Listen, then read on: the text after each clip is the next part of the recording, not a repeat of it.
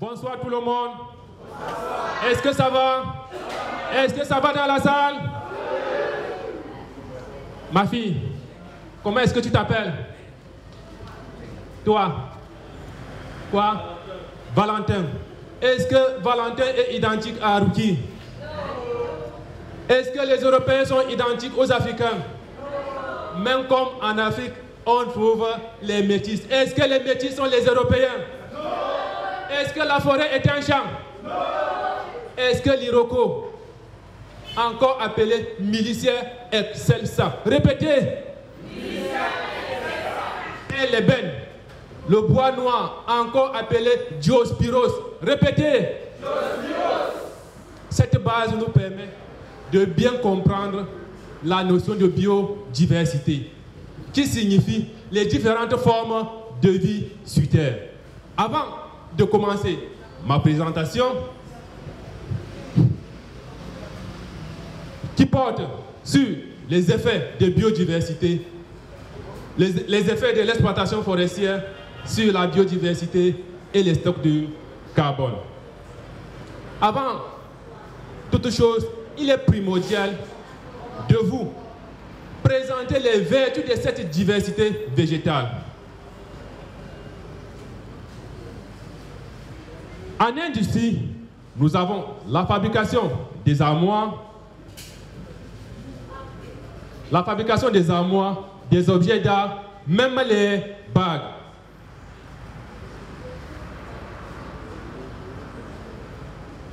En médecine, nous avons, pour les femmes qui ont les problèmes d'accouchement d'allaitement après accouchement, cherchez les feuilles de ce arbre appelé émien. Le nom scientifique c'est Alstonia bonei.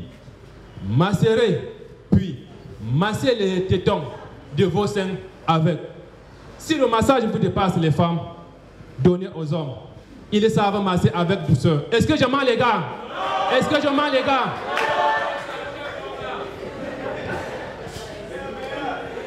Nous avons le fameux Njangsan, véritable ingrédient. Au village, on dit une sauce sans Njangsan est comme une femme sans, ou un gars sans, je ne vous dis pas.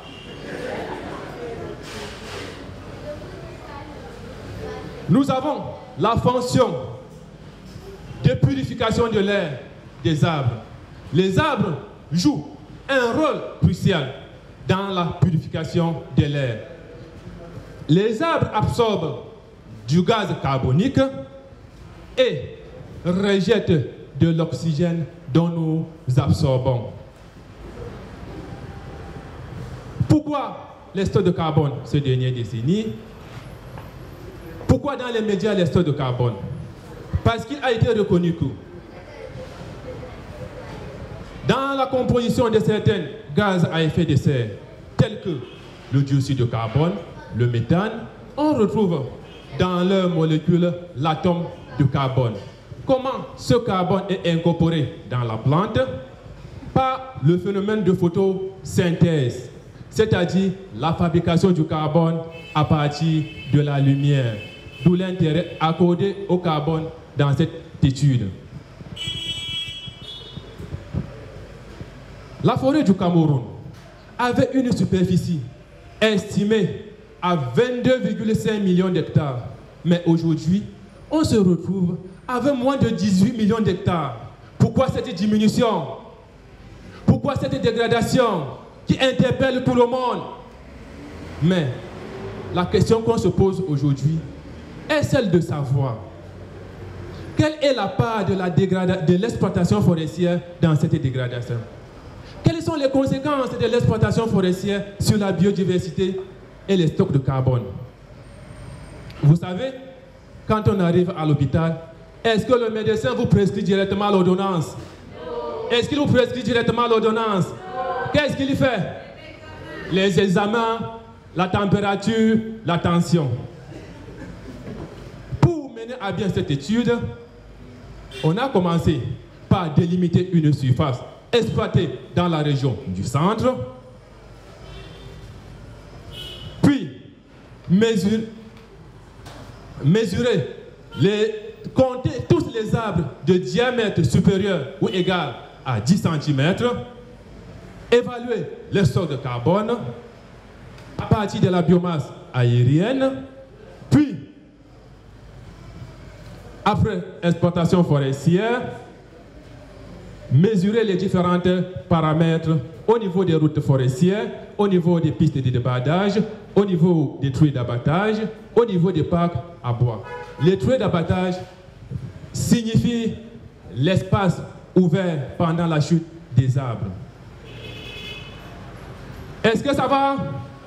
Est-ce que ça va?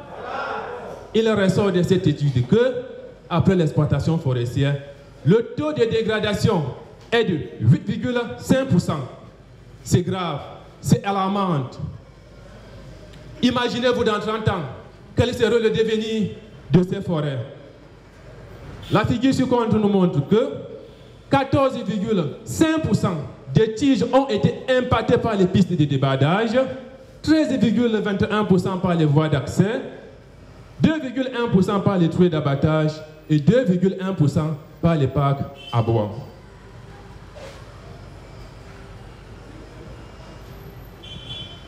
Cette figure présente le pourcentage des stocks de carbone impactés par les différentes opérations d'exploitation forestière. Nous avons 38,60% des stocks de carbone impactés par les routes forestières, 43,5% par les pistes de débardage, 8,50% par les truies d'abattage et 9,40% par les parcs à bois.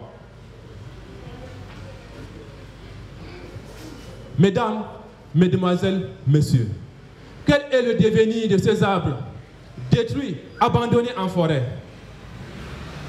Après l'exploitation forestière, ces arbres vont subir deux phénomènes, à savoir la combustion, c'est-à-dire brûler pour émettre dans l'espace du dioxyde de carbone, soit décomposer pour émettre du méthane.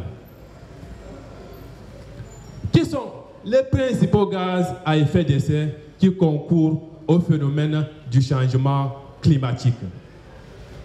Mesdames, Mesdemoiselles, Messieurs, il ressort que, après l'exploitation forestière, il y a diminution du nombre de tiges qui concourent à la séquestration du carbone. Il y a disparition de certaines espèces en forêt. Il y a modification de la structure verticale et horizontale de la forêt. Avant de terminer, je vous prie d'écouter cette fameuse prière de la forêt. Je suis la chaleur de ton foyer par les nuits froides d'hiver, l'ombrage ami lorsque brûle le soleil d'été. Je suis la charpente de ta maison, la planche de ta table. Je suis le lit dans lequel tu dors, le bois de tes navires. Je suis le manche de ta houe, la porte de ton enclos. Je suis le pain de la bonté, la fleur de la beauté. Je suis l'épurateur de l'atmosphère, le réservoir de la biodiversité.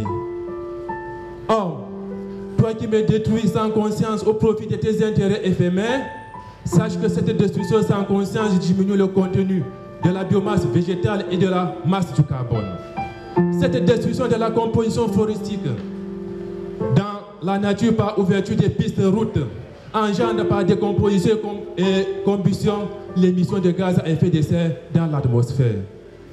L'augmentation de ces gaz à effet de serre dans l'atmosphère est cause du changement climatique.